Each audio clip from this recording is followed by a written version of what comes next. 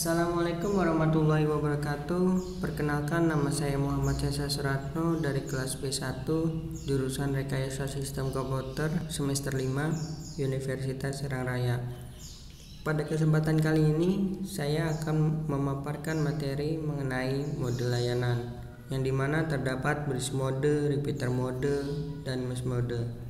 Sebelumnya saya ucapkan terima kasih kepada teman-teman yang telah menyimak materi yang saya sampaikan ini.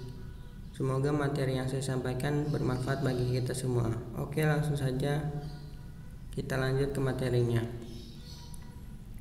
Connect ke jaringan komputer LAN utama terhubung. Namun pas coba connect ke jaringan komputer LAN yang berbeda, nggak connect.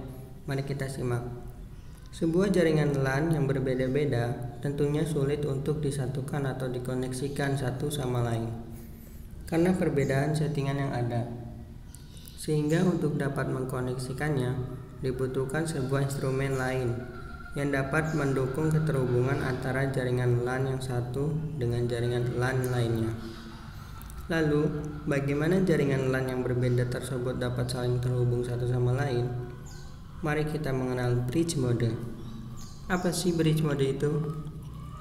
Bridge mode secara garis besar layaknya seperti jembatan yang dapat menghubungkan jaringan komputer LAN yang berbeda. Bridge mode juga memungkinkan sekali untuk dilakukan koneksi jaringan komputer semisal Ethernet dengan fast Ethernet ataupun segala tipe jaringan yang serupa maupun sama, namun dalam wilayah LAN yang berbeda. Next, hal lain yang akan membuat kita sangat terbantu dengan bridge adalah apabila kita mengaktifkan mode bridge. Mode bridge adalah mode yang mengatur bridge untuk koneksi ke internet secara lebih valid. Terdapat dua jenis mode bridge, yakni mode bridge itu sendiri dan mode AP bridge.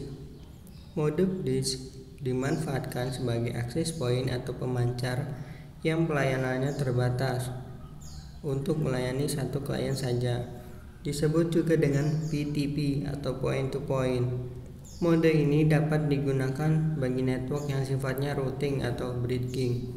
Guna menggunakan metode ini, perangkat router board minimal memiliki lisensi level 3. Mode AP bridge kebalikan dari mode bridge. Apabila mode bridge hanya dapat melayani satu klien saja, mode AP bridge mampu melayani banyak klien. Digunakan sebagai pemancar access point atau pemancar yang melayani klien banyak. Disebut juga dengan PTMP atau point to multipoint. Untuk menggunakan mode ini, router board minimal berlisensi level 4. Fungsi bridge.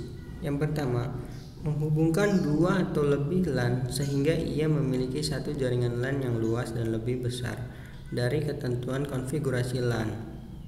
Yang kedua, selain menghubungkan tipe jaringan LAN yang sama dan membuat satu jaringan LAN yang lebih luas, bridge juga bisa menghubungkan dua atau lebih jaringan LAN yang memiliki tipe yang berbeda. Yang ketiga, bridge juga mampu berfungsi ganda. Selain sebagai jembatan, ia juga bisa sebagai router. Penggunaan bridge pada jaringan sebagai router ini hanya bisa digunakan pada jaringan yang luas. Hal semacam ini disebut dengan bridge router. Yang keempat, bridge mampu mengcopy frame data dari satu jaringan dengan syarat jaringan itu masih terhubung dengan bridge. Yang kelima, bridge dapat memperkecil segmen jaringan yang luas menjadi lebih kecil dan mampu memonitor hal tersebut. Yang keenam, bridge mampu mengontrol broadcast jaringan yang melalui bridge.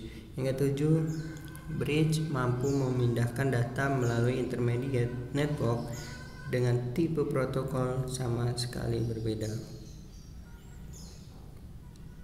Cara kerja bridge. Pertama, bridge memetakan alamat dari jaringan tipe Ethernet atau yang lain pada setiap titik, yang dimana titik-titik tersebut terdapat pada titik segmen jaringan dari komputer itu sendiri. Ketika bridge sudah memetakan alamat yang pada masing-masing jaringannya, ia akan menyortir atau menyaring data yang mana hanya dibutuhkan untuk melewati bridge saja. Kemudian, Ketika bridge menerima sebuah paket data, ia secara otomatis akan menentukan segmen sumber dari segmen tujuan dari paket data tersebut. Ketika bridge mendapati bahwa segmen yang akan ia kirim sama, maka bridge akan menolak pengiriman tersebut. Akan tetapi sebaliknya, jika segmen yang akan dikirim itu berbeda, maka ia akan meneruskan mengirim segmen itu ke tujuannya. Kelebihan dan kekurangan bridge. Kelebihan bridge yang pertama, memindahkan data melewati intermediate network dengan protokol yang tidak sama. Kedua, dapat mengurangi kolison atau tabrakan pada saat pengiriman paket dalam jaringan, memungkinkan koneksi pada jaringan network yang berbeda. Yang ketiga, dapat mengembangkan kapasitas network dan mengurangi network risiko pada traffic. Kekurangan bridge. Yang pertama, bridge tidak dapat memblokir paket broadcast, menambah delay pada jaringan. Yang kedua, bila alamat yang diterima tidak dikenal oleh bridge, maka dapat disiarkan berita ke jaringan pada segmen lain, serta perihal ini bisa mengakibatkan berlangsungnya broadcast storm atau badai siaran, yang dampaknya bisa bikin jaringan macet secara keseluruhan. Yang ketiga, meskipun bisa mempunyai domain collision yang tidak sama, namun peralatan bridge cuma mempunyai satu broadcast domain. Yang keempat, teknik bridging dapat mengkonsumsi banyak bandwidth. Oke, materi yang akan kita bahas selanjutnya adalah repeater mode. Bicara tentang repeater, tidak akan jauh dari jaringan internet. Selain itu, kita juga harus membedakan antara router, access point, dengan repeater, karena ketiganya hampir mirip. Ketiganya biasanya memiliki bentuk kotak dengan beberapa antena pada bagian pinggirnya. Lalu, yang membedakan apanya? Mari kita simak. Terutama yang akan kita bahas kali ini, yakni repeater. Apa sih repeater itu? Repeater berasal dari bahasa Inggris yaitu repeat, yang memiliki arti mengulang atau perulangan. Repeater adalah alat yang berfungsi untuk memperluas jangkauan sinyal WiFi yang lemah dari WiFi utama. Untuk bisa menggunakan repeater, paling tidak kita harus mendapatkan sinyal terlebih dahulu, kemudian baru disebarkan dengan sinyal yang lebih akurat. Dengan menggunakan repeater, maka pengiriman data dari satu node ke node lain akan memiliki kualitas yang sama. Fungsi repeater untuk mencakup daerah yang memiliki sinyal yang lebih luas. Yang kedua, untuk memberikan kemudahan akses dari sinyal WiFi dari server utama. Ketiga, untuk memperluas jangkauan sinyal dari WiFi utama. Cara kerja repeater. Fungsi repeater yaitu untuk menyebarluaskan jaringan-jaringan WiFi. Hal ini dapat dijalankan dengan cara menerima sinyal data dan kemudian dipancarkan kembali. Sebelum dipancarkan kembali, sinyal itu sudah masuk ke repeater yang dikuatkan terlebih dahulu dengan kedua komponen dasarnya yang bertugas untuk menerima data sinyal dari transmitter dan yang kedua memancarkan kembali data sinyal tersebut. Sesudah menerima data sinyal dari transmitter, repeater akan menjalankan perubahan frekuensi untuk bisa mengeluarkan sinyal data yang dipancarkan agar lebih akurat. Untuk itu, sinyal juga akan menjadi lebih kuat dan mempunyai cakupan yang lebih luas. Sistem repeater dalam jaringan dinamakan analog repeater dan digital repeater. Makna dari analog repeater yaitu sistem repeater yang mengirimkan sinyal data berupa data analog. Analog repeater mengkonsumsi daya listrik sesuai dengan amplitude atau besaran yang dikirimkan. Sedangkan untuk digital repeater mengirimkan sinyal data berupa bentuk digital. Data seperti itu dikirimkan berupa binary dengan diawali oleh angka 1 dan 0 serta ada proses tambahan lainnya. Kelebihan dan kekurangan repeater. Kelebihan repeater yang pertama, sebuah perangkat digital yang memperkuat, membentuk ulang, atau membuat kombinasi dari salah satu fungsi pada sinyal input digital pada transmisi ulang. Yang kedua, repeater bekerja pada sinyal-sinyal fisik yang sebenarnya, sehingga jangan mencoba untuk mengimpresikan data yang dikirim. Ketiga, bisa menguatkan sinyal. 4. Repeater bekerja di lapisan fisik, di lapisan pertama dari model ESI. Kelima, sebuah analog perangkat yang menguatkan input sinyal terlepas dari alam analog atau digital. Kekurangan repeater. Yang pertama, repeater harus diletakkan pada tempat yang tinggi. Yang kedua, tidak untuk secara serius mempengaruhi kinerja jaringan khusus tersambung dengan media yang berbeda. Oke, materi yang akan kita bahas selanjutnya adalah mesh mode. Apa itu mesh mode? Mari kita simak. Mesh mode biasanya diaplikasikan dalam sebuah wireless mesh network yang merupakan produk dari sebuah jaringan mobile.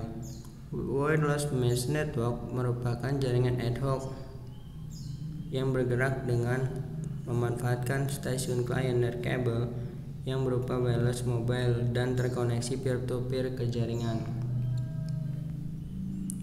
Mesh merupakan cara yang paling efektif untuk mengoptimalkan jaringan nirkabel ketika node nirkabel dalam posisi mobile terkoneksi dalam jaringan, sekaligus memonitor semua node lain dalam jaringan. Jaringan mobile peer-to-peer ini merupakan persyaratan konektivitas dari sebuah sistem mesh network dan kombinasi dari wireless mesh network, sehingga mampu menyediakan jaringan tanpa kabel yang fleksibel dan handal. Cara membuat wireless mesh network dapat dilakukan dengan berbagai jenis pilihan setting, yaitu wireless mesh network dengan radio tunggal atau single radio, radio ganda atau double radio, radio multi, dan radio multi atau multi radio.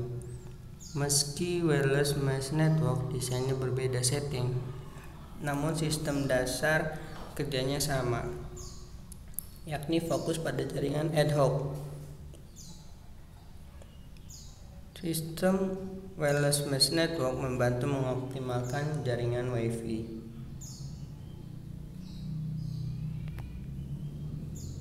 Next,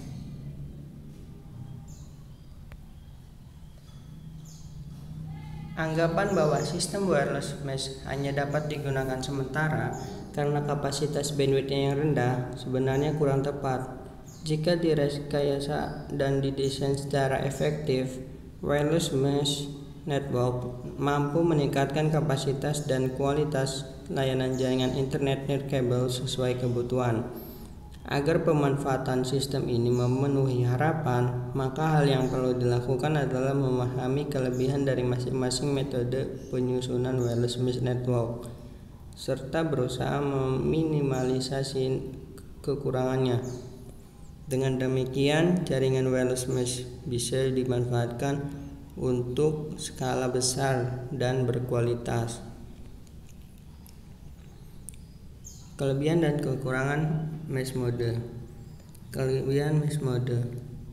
Jaringan internet nirkabel atau wireless fidelity telah menunjukkan perkembangan yang signifikan. Yang kedua, metode ini sangat efektif dan efisien diaplikasikan di daerah perkotaan yang padat dan dipenuhi kebangunan tinggi atau di lingkungan kampus yang luas dan banyak rintangan. Kekurangan mesh mode. Yang pertama, memerlukan akses point serta DSL atau Ethernet backhaul untuk setiap akses pointnya. Yang kedua, memerlukan biaya yang cukup besar untuk perluasan coverage dalam menggunakan wireless mesh network. Yang ketiga, biaya penyediaan DSL dan Ethernet backhaul untuk setiap akses pointnya cukup mahal. Yang keempat, menghasilkan traffic yang tinggi karena setiap kali harus mengulang paket data dari klien lokal di setiap channel untuk dikirim ke satu mesh access point user lainnya. Sekian materi yang dapat saya sampaikan. Kurang dan lebihnya saya mohon maaf. Wassalamualaikum warahmatullahi wabarakatuh.